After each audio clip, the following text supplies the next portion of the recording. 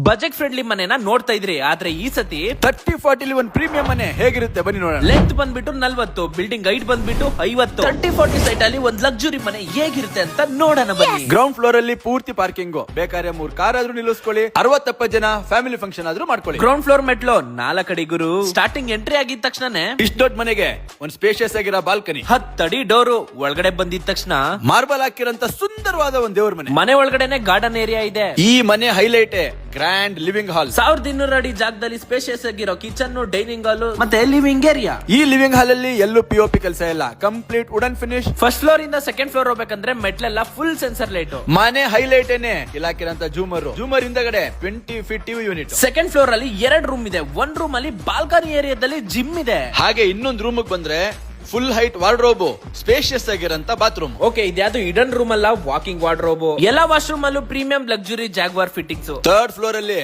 Dolby Atmos effect ಇರಂತ home theatre. ಹಾಗೆ ಇನ್ನ 2 ರೂಮ್ ಕೂಡ ಇದೆ. ಫಸ್ಟ್ನೇ ರೂಮ್ ಅಲ್ಲಿ ಬಂದು ಫುಲ್ ವುಡನ್ ಕಾನ್ಸೆಪ್ಟ್ ಅಲ್ಲೇ ಮಾಡಿದೀವಿ. ಹಾಗೆ ಬಾಲ್ಕನಿ ಏರಿಯಾ ಕೂಡ ಇದೆ. ಮನೇಲಿರಂತ 4 room full height wardrobe, spacious ಆಗಿರಂತ ಲಕ್ಸುರಿ ಬಾತ್ರೂಮ್. ಓಕೆ, ಇಂತ ಲಕ್ಸುರಿ ಮನೆಗೆ ಇನ್ನೇನ್ ಮಾಡಬಹುದು ಅಂತ ಕಮೆಂಟ್ ಹಾಕಿ. 4th ಫ್ಲೋರ್ ರೂಫ್ ಅಲ್ಲಿ ಒಂದು ಸ್ಕೈಲೈಟ್, ಬೆಳಕು ಸೀದಾ ಮನೆ ಒಳಗಡೆ ಹೋಗ್ಲಿ ಅಂತ. ಸ್ಕ್ರಾಲ್ ಮಾಡ್ಬೇಡಿ. 4th ಫ್ಲೋರ್ ಅಲ್ಲಿ ಒಂದು ಸೂಪರ್ ಆಗಿರಂತ ಸ್ವಿಮ್ಮಿಂಗ್ ಪೂಲ್. ಮನೆ ಮೇಲ್ಗಡೆನೆ ಸಣ್ಣ ಪುಟ್ಟ ಪಾರ್ಟಿ ಮಾಡ್ಕೊಳ್ಳಕ್ಕೆ ಒಂದ್ ಬಾರ್ಬಿಕ್ಯೂ ಹಾಲ್. ಇದ್ರ ಜೊತೆಗೆ ಕಣ್ಣು ಹಸಿರಾಗಿರಂತ ಒಂದ್ ಗಾರ್ಡನ್ ಏರಿಯಾ. 30-40 ಸೈಟ್ ಅಲ್ಲಿ ಈ ತರ ಮನೆ ಕಟ್ಬೋದಾ? ಹೌದು, ನೀವು ಈ ತರ ಪ್ರೀಮಿಯಂ ಆಗಿರೋ ಮನೆ ಕಟ್ಬೇಕು ಅಂದ್ರೆ ನಿಮ್ಮ ಕಟ್ಟಡ ನಮ್ಮ ಜವಾಬ್ದಾರಿ. ನಮ್ ಸ್ಕೈಲೈನ್ TCS ಇರ್ಬೇಕಾದ್ರೆ ಏನು ಚಿಂತೆ ಪಡ್ತೀರಾ? ಈಗ್ಲೇ ಕಾಲ್ ಮಾಡಿ ನಿಮ್ ಕನ್ಸಿನ ಮನೆನ ನನ್ಸ್ ಮಾಡ್ಕೊಳ್ಳಿ.